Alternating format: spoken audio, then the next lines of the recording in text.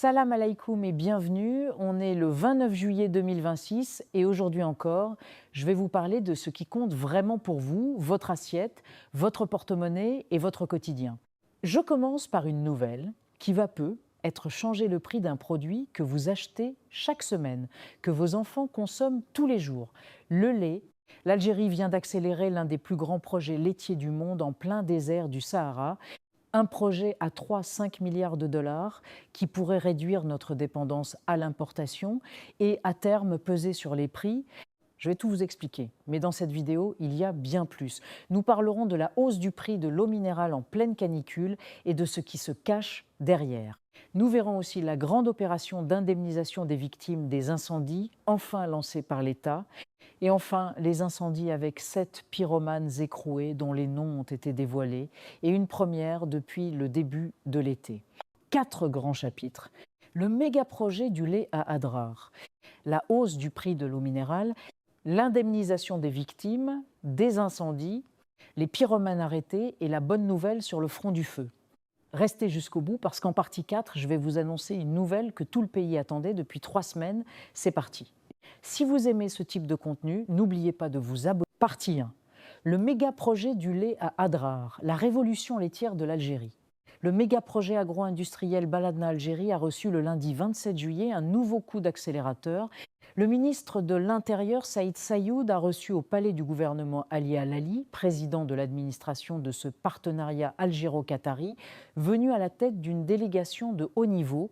Surtout, 14 contrats viennent d'être signés d'une valeur de plus de 500 millions de dollars. Baladna Algérie est un partenariat entre l'État algérien via le Fonds national d'investissement et le géant agroalimentaire qatari Baladna. L'investissement total est estimé à 3-5 milliards de dollars. C'est l'un des plus grands projets laitiers du monde, situé à Adrar, en plein cœur du Sahara algérien. Chiffre impressionnant. Superficie, environ 117 000 hectares. À terme, 270 000 vaches laitières. À partir de novembre 2026, un pont aérien depuis 9 États américains pour acheminer 30 000 vaches par avion. Objectif, couvrir 50% des besoins nationaux en lait en poudre grâce à une production locale de 200 000 tonnes par an. L'Algérie est l'un des plus grands importateurs de poudre de lait au monde. Produire localement la moitié de ses besoins permettrait de réduire massivement les importations, d'économiser des devises, de sécuriser l'approvisionnement et à terme de mieux maîtriser les prix. C'est un enjeu de souveraineté alimentaire majeur. Le projet créera environ 5 000 emplois directs et 10 000 opportunités d'emploi temporaires. Il produira aussi de la viande rouge. Les 14 contrats impliquent des entreprises internationales, GEA Allemagne, UCC Qatar, AFCO Turquie, Valmont États-Unis pour l'usine de lait en poudre, les fermes et les systèmes d'irrigation 700 pivots prévus. Point de vigilance, la consommation d'eau nappe fossile non renouvelable, les délais, première production de lait en poudre attendue seulement fin 2027. Malgré ces réserves, la direction est ambitieuse et cohérente avec la bataille pour la souveraineté alimentaire. Partie 2. Le prix de l'eau minérale augmente. Que se passe-t-il ?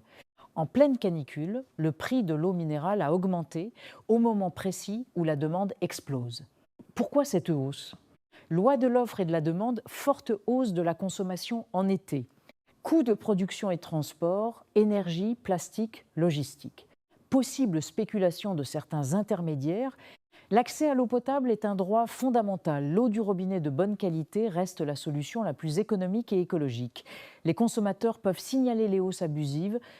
Économiser l'eau est aussi un devoir citoyen dans un pays semi-aride. Partie 3, indemnisation des victimes des incendies. L'État passe à l'action. L'État a enclenché la phase concrète d'indemnisation et de prise en charge des victimes des incendies.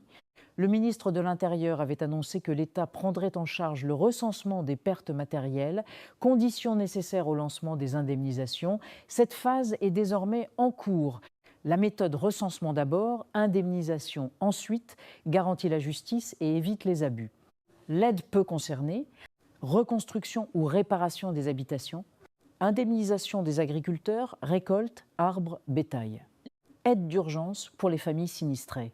Pour un agriculteur, un verger d'olivier représente souvent le travail de plusieurs générations. L'indemnisation permet de redémarrer La reconstruction a déjà commencé dans plusieurs zones dégagement tranchées par feu. Nous resterons vigilants pour que les promesses se transforment en actes concrets et rapides. Partie 4. Incendie, 7 pyromanes écroués et une première depuis 3 semaines. Justice.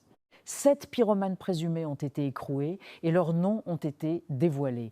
Plusieurs sont poursuivis devant le pôle antiterroriste pour des faits de nature terroriste et de sabotage. Ces personnes restent des suspects et bénéficient de la présomption d'innocence. Bonne nouvelle ? Pour la première fois depuis le 8 juillet, l'Algérie a connu une journée sans aucun nouveau départ de feu. La protection civile a éteint 72 incendies sur 80 en 24 heures. Le feu recule. Cette accalmie est le résultat du travail acharné des pompiers, forestiers, militaires et volontaires. 3 pompiers volontaires y ont laissé la vie. Nous ne les oublierons pas. Appel à la vigilance. La majorité des feux sont d'origine humaine. Ne jetez jamais de mégots. N'allumez aucun feu près des zones boisées. Signalez tout départ de feu au 14.